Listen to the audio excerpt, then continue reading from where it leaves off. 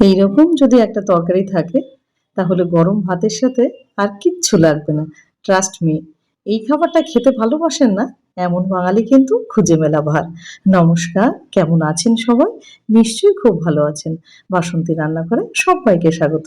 আজকে আপনাদের সামনে তুলে ধরেছি দুর্দান্ত স্বাদের একটা মাছের তেলের তরকারি। আশা করি ভিডিওটা আপনাদের ভীষণ ভালো লাগবে। তাহলে চলুন শুরু করা যাক। প্রথমে এখানে নিয়ে নিয়েছি কাতলা মাছের তেল, আর এখানে কিন্তু দুটো মাছের তেল আছে, আর মাছগুলো কিন্তু জ্যান্ত, চালানি মাছ নয়। আপনারা চাইলে সেখানে রুই মাছের তেল দিয়েও তরকারিটা করতে পারেন। আর কি কি নিয়েছি একবার দেখিয়ে দিই। নিয়ে নিয়েছি দুটো বেগুন, আর থাকছে একটা আলু। আলু এবং বেগুন দিয়ে আজকে চচ্চড়িটা করে দেখাবো। আর বেগুন দুটো এখানে আমি কুচি দেখে নিয়েছি, আর বড় বেগুন হলে একটাই নিয়ে নেবেন, বেগুন বেশি দেওয়ার দরকার নেই। এবার জীবজন্তু কি আছে বাচ্চা দিয়ে এবার বেগুনগুলো বেশ টুকরো করে কেটে নেবো। ঠিক এরকমভাবে ডুম ডুম করে কেটে নেবো। মাছের তেলের তরকারি আপনারা তো অনেকেই অনেকভাবে রান্না করে খেয়েছেন, কিন্তু এইভাবে একবার খেয়ে দেখবেন, ট্রাস্ট মি, একদম মুখে লেগে থাকবে। এর স্বাদ এতটাই। বেগুন দুটো কাটা হয়ে গেল। এবার নিয়ে নেবো একটা আলু। একটাই আলু নিয়েছি, আলুটা কিন্তু একটু বড় সাইজের নিয়েছি। এবার আলুটা সেমভাবে কেটে নেবো টুকরো টুকরো করে। আলুটা কাটা হয়ে গেছে। এবার দুখানা মিডিয়াম সাইজের পেঁয়াজ নিলাম, সে দুটোকে এইভাবে কুচি কুচি করে কেটে নিলাম। আর নিয়ে নেবো কয়েকটা কাঁচা লঙ্কা, তবে এই তরকারিটা একটু ঝাল হলে বেশি ভালো লাগে। কাটাকাটির পর্ব শেষ, এবার চলে যায় রান্নাতে। গ্যাসটা প্রথমে জ্বালিয়ে বসিয়ে দেবো একটা কড়াই। এবার কড়াইটাকে ভালো করে গরম হতে দেবো। এবার দিয়ে দিলাম সর্ষের তেল। আর এই রান্নাটা কিন্তু অবশ্যই সর্ষের তেলে করবেন, কেননা সাদা তেলে কিন্তু এটা মোটেই ভালো লাগবে না। ফোড়নে দিয়ে দিলাম একটা শুকনো লঙ্কা এবং হাফ চামচ মতো কালো জিরে। এবার ফোড়নটাকে ভালো করে ভেজে নিতে হবে যতক্ষণ না সুন্দর গন্ধ বেরোচ্ছে। এবার ফোড়নটা ভালো করে ভাজা হয়ে গেলে দিয়ে দেবো কেটে রাখা আলুটা। আলুটা প্রথমে ভেজে নিতে হবে, কারণ আলুটা ভালোভাবে ভাজা হয়ে গেলে তবেই কিন্তু বেগুন এবং মাছের তেলটা দেব। এবার আলুটাকে ভালো করে ভেজে নেব।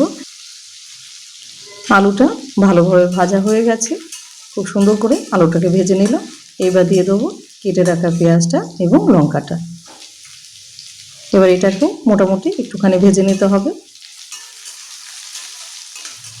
আর গ্যাসের ফ্লেম কিন্তু লো টু মিডিয়াম করে রেখেছি। আলু এবং পেঁয়াজটা বেশ লাল লাল করে ভেজে নিলাম। এবার ভাজা হয়ে গেলে এবার দিয়ে দেবো কেটে রাখা বেগুনটা। এবার বেগুনটা দেওয়া হয়ে গেলে এবার এটাকে খানিকক্ষণ নাড়তে হবে, একটুখানি ভাজা ভাজা করে নিতে হবে বেগুনটা। এবার 1 মিনিট মতো বেগুনটা ভাজার পরে এবার দিয়ে দেবো মাছের তেলটা। মাছের তেলটা কিন্তু অনেকবার আমি পরিষ্কার করে ধুয়েছি, আপনারাও ধোবেন, না হলে কিন্তু আঁশটা গন্ধ ছাড়বে। এবার দিয়ে দিলাম 1 চামচ লবণ, হাফ চামচ লঙ্কার গুঁড়ো এবং হাফ চামচ হলুদ গুঁড়ো। এবার সবগুলো একসঙ্গে দেওয়ার পরে এবার ভালো করে এটাকে কষিয়ে নিতে হবে, কারণ মাছের তেল ভালোভাবে যদি পরিষ্কার করে না ধোয়া হয় এই তরকারিটা কিন্তু খাওয়াই যায় না। আর মাছের তেলটা খুব ভালোভাবে বেছে নিতে হবে, যাতে তেলের মধ্যে মাটি চুটি যে নাড়ির মধ্যে থাকে সেগুলোকে বেছে ফেলে দিতে হবে। এবার এটাকে নাড়তে থাকতে হবে আর এটা কষাতে হবে। এখন মোটামুটি 5 মিনিটের জন্য ঢাকা দিয়ে দেবো। 5 মিনিট পর ফিরে আসছি। 5 মিনিট পর ফিরে আসলাম, তরকারিটা কিন্তু অনেকটাই কমে গেছে। এবার আস্তে আস্তে নাড়তে হবে আর কষাতে হবে। আমাদের বাড়িতে কোনো অনুষ্ঠান হলে মাছের চাইতে কিন্তু মাছের তেলের তরকারির খরিদ্দার বেশি, কেননা সবাই এতটাই পছন্দ করে। এবার দিয়ে দেবো একটা টমেটো, পাতলা করে কেটে নিয়েছি। এবার টমেটোটা দেওয়ার পরে আরও কিছুক্ষণ এটাকে কষিয়ে নিতে হবে, কেন এই তরকারি এত ভালোবাসে সবাই। তখন ম্যাক্সিমাম লোক বলে মাছ খাবো না, মাছের তেলের তরকারি দাও। এবার এটাকে আরেকটুখানি ঢেকে দেবো। ঢেকে ঢেকে তরকারিটা করতে হবে। এখন কিন্তু গ্যাসের ফ্লেম লো করে দিয়েছি। এবার আরেকটুখানি এটাকে কষিয়ে নেব।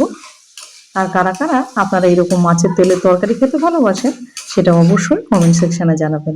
বেগুনটা সেদ্ধ হয়ে গেছে আর আলুগুলো কিন্তু এতক্ষণে সেদ্ধ হয়ে গেছে। আর তরকারি কালারটা কি সুন্দর এসেছে দেখুন।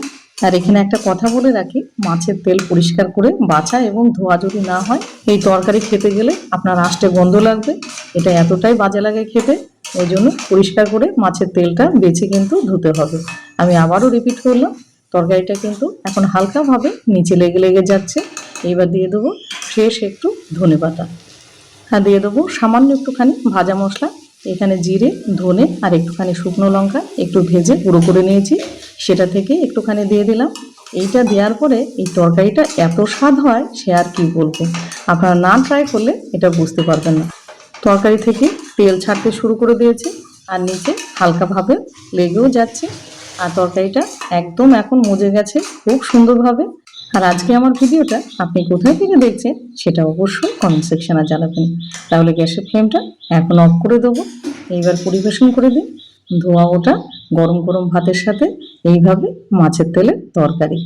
কিচ্ছুটি লাগবে না, একটুখানি তরকারি আর একটু ভাত আর একটুখানি লেবু, ব্যাস। ভিডিওটা আপনাদের কেমন লাগলো? আশা করি ভীষণ ভালো লেগেছে। তাহলে আর দেরি কেন, নেক্সট টাইম যখন মাছের তেল আসবে অবশ্যই কিন্তু রান্নাটা এরকম হওয়া চাই, আর খাওয়ার পরে তখন বলবেন। ভিডিও যদি ভালো লেগে থাকে তাহলে অবশ্যই চ্যানেলটাকে সাবস্ক্রাইব করে আর সুন্দর করে একটা কমেন্ট, একটা লাইক আর ভিডিওটাকে প্রচুর পরিমাণে শেয়ার করে দিন।